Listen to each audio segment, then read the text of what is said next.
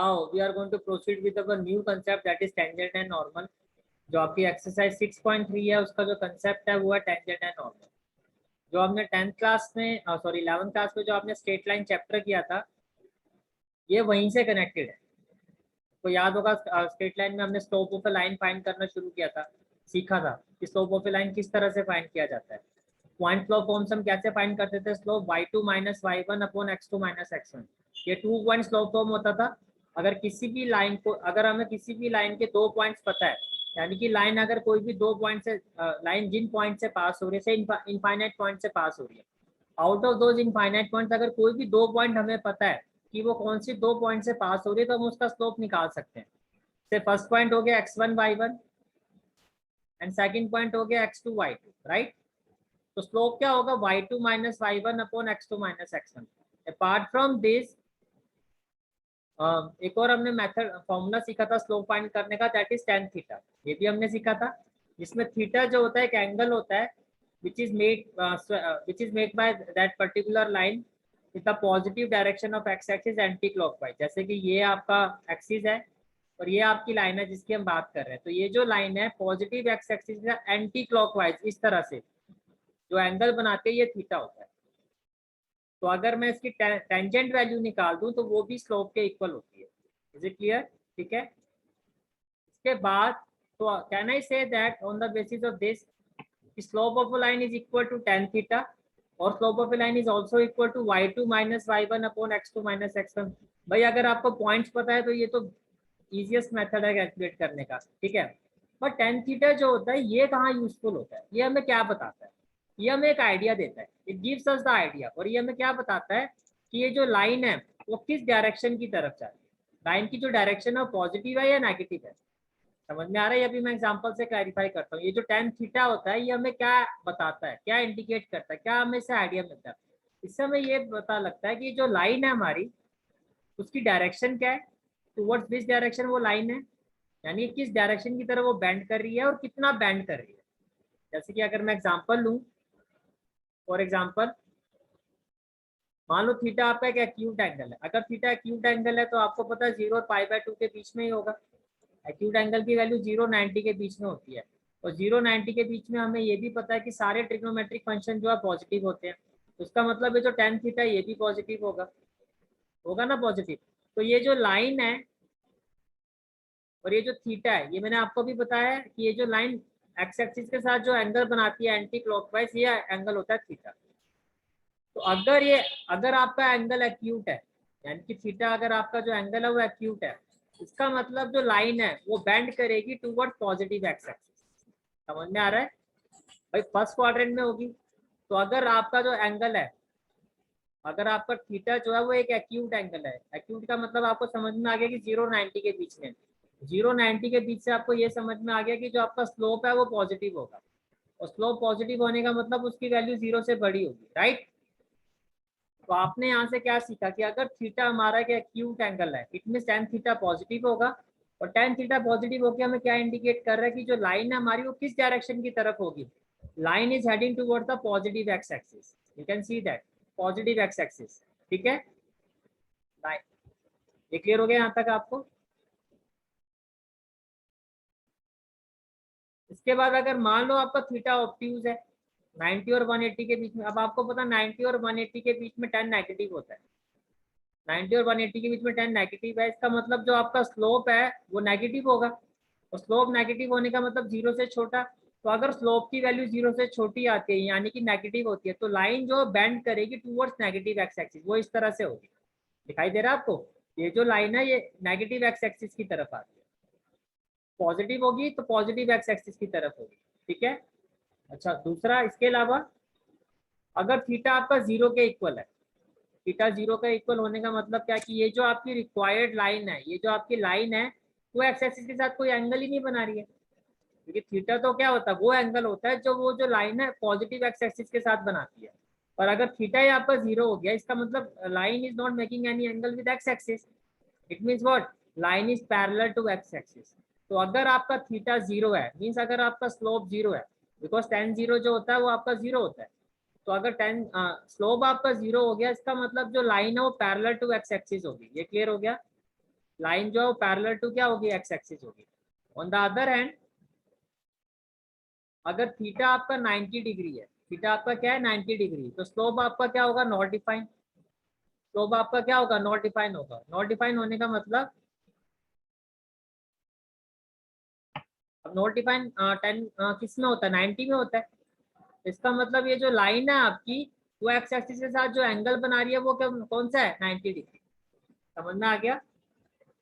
जो आपकी एक्सरसाइज 6.3 है उसके रिगार्डिंग ये इंपॉर्टेंट है, ये इंपॉर्टेंट है, इनका हम यूज करेंगे कि अगर अगर आपका थीटा 0 या स्लोप अगर आपका 0 आता है, it mean line is parallel to X axis. अगर थीटा आपका 90 डिग्री है, मीन स्लोप अगर आपका नॉट डिफाइन आता है, it means what, it means line is perpendicular, sorry line is parallel to Y axis. अगर थीटा 0 है, स्लोप अगर 0 है तो line is parallel to X axis, और स्लोप अगर नॉट डिफाइन है तो line is parallel to Y axis. ये क्लियर हो गया यहाँ तक सब कुछ, ठीक है। अपार्ट फ्रॉम दिस हमने जो 11th क्लास में स्टडी किया था कि अगर दो लाइंस पैरेलल होती हैं तो जो उनके स्लोप है वो इक्वल होते हैं। Is it clear? Two lines are parallel then their slopes are equal. और हमने क्या रिलेशन देखा था कि अगर दो लाइंस परपेंडिकुलर होती हैं तो जो उनके स्लोप होते हैं उनका प्रोडक्ट -1 के इक्वल होता है। अगर दो लाइन परपेंडिकुलर होती है तो जो उनके स्लोप होते हैं उनका प्रोडक्ट जो होता है वो -1 के इक्वल होता है। क्लियर हो गया यहाँ तक, ठीक है। ये मैंने आपको चैप्टर 5 में भी एक्सप्लेन किया था कि जब हम किसी चीज का फंक्शन का डेरिवेटिव निकालते हैं तो वो किसके इक्वल होता है, वो slope of A tangent at a point. जो टेंजेंट होती है उसके स्लोप के इक्वल होता है। मीन जब हम किसी फंक्शन का डेरिवेटिव निकालते हैं तो वो किसके इक्वल होता है। डेरिवेटिव हमें क्या इन्फॉर्मेशन देता है, डेरिवेटिव हमें इन्फॉर्मेशन देता है। जब आई थिंक ये चैप्टर आपका स्टार्ट हुआ तो मैंने एक्सप्लेन किया था चैप्टर 6 में कि डेरिवेटिव जो होता है आपका वो किसी भी फंक्शन का डेरिवेटिव हमें क्या इन्फॉर्मेशन देता है, वो हमें टेंजेंट का स्लोप बताता है। जैसे कि मान लो ये आपका फंक्शन है, फंक्शन का मतलब कोई कर्व है और ये टेंजेंट है। टेंजेंट जो होती है वो किसी पॉइंट ऑफ कांटेक्ट में टच होती है। तो इस टेंजेंट का स्लोप क्या है वो मुझे कैसे पता लगे, अगर मैं इस फंक्शन का जिसमें ये टेंजेंट है इस फंक्शन का अगर मैं डेरिवेटिव निकाल देता हूँ, ये जो फंक्शन एफ एक्स है अगर मैं इसका डेरिवेटिव निकाल देता हूँ एफ डैश एक्स, तो मुझे ये जो टेंजेंट है इसका स्लोप पता लग जाएगा कि जो इस पॉइंट पर ये टेंजेंट है इसका स्लोप क्या है। समझ में आ गया। तो ये जो कर्व होता है वो एक फंक्शन होता है, ठीक है। It means slope of a tangent, किसी भी टेंजेंट मीन्स ये जो एक आपका फंक्शन है कर्व है, इस पर अगर कोई टेंजेंट है और जिस पॉइंट पे ये टेंजेंट है इसे ये पॉइंट हो गया ए बी, तो इस टेंजेंट का जो स्लोप होगा इस पॉइंट पर ए बी पर वो किसके इक्वल होगा, ये जो फंक्शन है आपका वाई, ये जो फंक्शन है आपका वाई इसके डेरिवेटिव के इक्वल।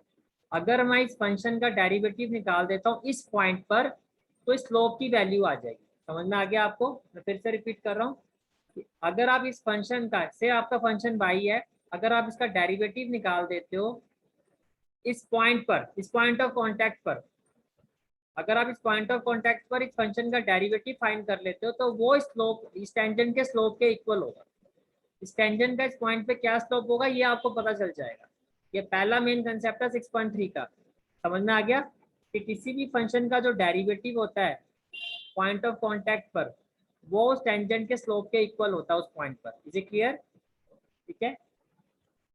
अपार्ट फ्रॉम दैट हमने 11th क्लास में ये भी स्टडी किया था जो मैंने आपको भी बताया कि अगर 2 पॉइंट्स गिवन हो तो स्लोप कैसे निकाला जाता है। और इक्वेशन ऑफ ए लाइन और किसके इक्वल होती है, y minus y one upon x minus, भाई पहले मेन फॉर्मूला तो हमारा यही यूज होता है पॉइंट स्लोप फॉर्म।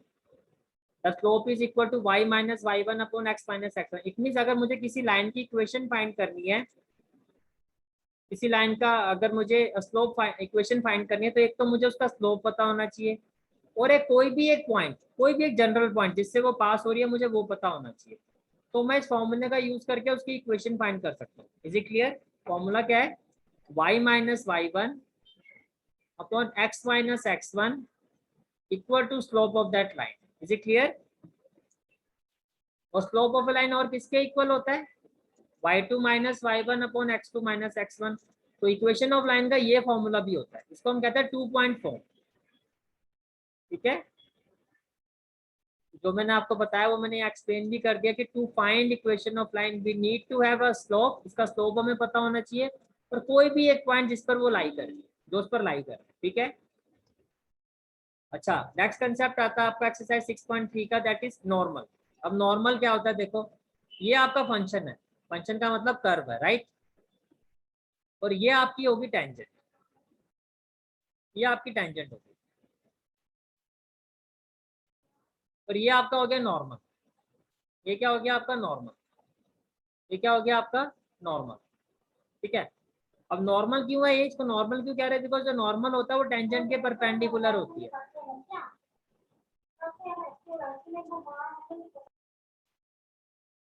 जो टेंजेंट होता है आपका, टेंजेंट, ये सॉरी, ये जो टेंजेंट है, नॉर्मल, नॉर्मल कौन सी लाइन हुई, जो टेंजेंट के परपेंडिकुलर है, तो नॉर्मल का मतलब यही होता है ना, नॉर्मल का मतलब क्या होता है, परपेंडिकुलर।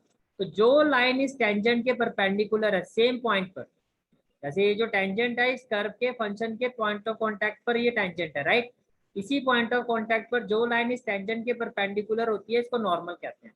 अब नॉर्मल का जो स्लोप है आप डायरेक्टली फाइंड नहीं कर सकते, बट आपको ये पता है कि अगर दो लाइन, जैसे कि एक लाइन ये होगी लाइन 1 और ये होगी लाइन 2, आपको ये पता है अगर दो लाइन आपस में परपेंडिकुलर हो तो उनके स्लोप के बीच में क्या रिलेशन होता है, कि दोनों के स्लोप का जो प्रोडक्ट होगा वो -1 के इक्वल होगा, यस और नो।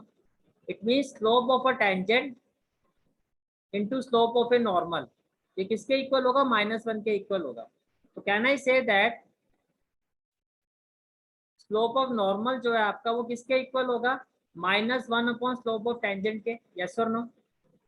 अब स्लोप ऑफ, अब देखो इसको फॉर्मूले को अगर मैं आगे इलेबोरेट करूं, अभी आपने देखा स्लोप ऑफ अ टेंजेंट क्या होता है, dy/dx। तो अगर मैं इसको रेसिप्रोकेट करता हूं तो ये क्या हो जाएगा, -dx/dy, -dx/dy। Is it clear, समझ में आ गया। तो आपने ये सीखा स्लोप ऑफ ए नॉर्मल क्या होता है, स्लोप ऑफ ए टेंजेंट क्या होता है, dy/dx at any point a, b।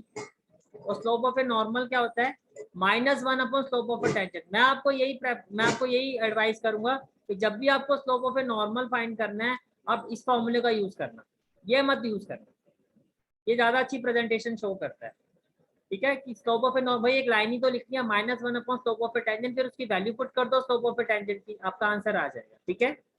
या आगे हायर स्टडीज में कॉलेज में जाके आप डायरेक्टली आप ऐसे यूज कर सकते हो, 12th के लिए मैं कहूंगा अभी इससे बचो।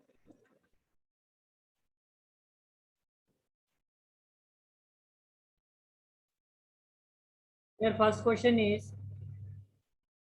find the slope of the tangent to the curve। तो ये आपका कर्व है, ये आपका y है, और किस पॉइंट पर आपको फाइंड करना है slope of a tangent at x equal to 4। जैसा कि मैंने आपको भी बताया कि किसी भी टेंजेंट का स्लोप जो होता है वो उस फंक्शन के डेरिवेटिव के इक्वल होता है उस पॉइंट पर, राइट। तो ये आपका y आपको गिवन है, this is the curve, equation of curve is y is equal to 3x raise to power 4 minus 4x। Now differentiate with respect to x, तो जब आप इसका डेरिवेटिव निकालोगे तो वी विल हैव dy/dx, 4 आगे आ जाएगा आपका, it will be 12x raise to power 3 minus 4, then dy/dx at x equal to 4, what we will have 12 at x equal to 4, तो x की जगह 4 पुट कर दो, 4 रेज टू पावर 3 माइनस 4। जब आप इसको सॉल्व करोगे 4 रेज टू पावर 3 आपका 64 इंटू 12, तो 64 इंटू 12 माइनस 4 जो है it will be equal to 764, right. तो this is your answer, that is slope of tangent at x equal to 4, at x equal to 4 कितना होगा, 764। Is it clear. Now question number 2, question number 2 is same type of question है आपका, find the slope of the tangent to the curve, this is the function, this is the equation of curve, y is equal to x minus 1 upon x minus 2 at x equal to 10, same type of question।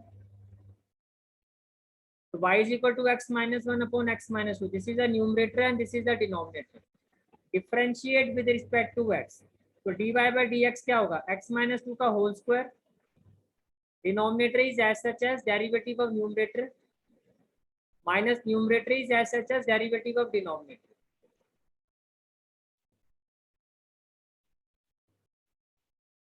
So what we will have, x minus 2 minus x minus minus plus 1 upon x minus 2 whole square, minus 2 plus 1 क्या होगा, minus 1 upon x minus 2 whole square। we have to find slope of a tangent at x equal to 10. तो x की जगह जब आप 10 put करोगे 10 minus 2 क्या हो जाएगा 8, ये हो जाएगा 8 square. So -1 upon 8 square that is -1 upon 64. तो slope of a tangent at x equal to 10 क्या हो जाएगा -1 upon 64. Is it clear?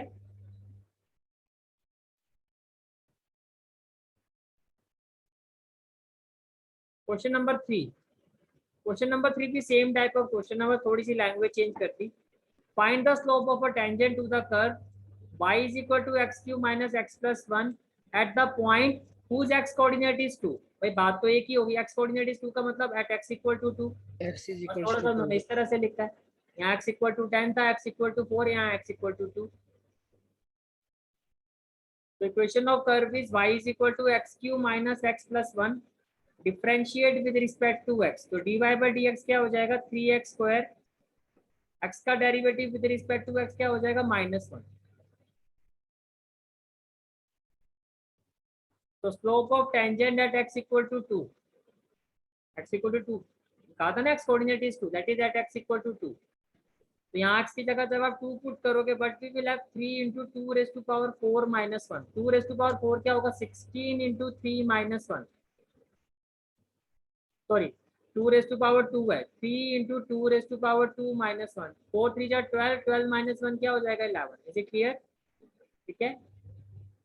So from the next class we will proceed with question number 4.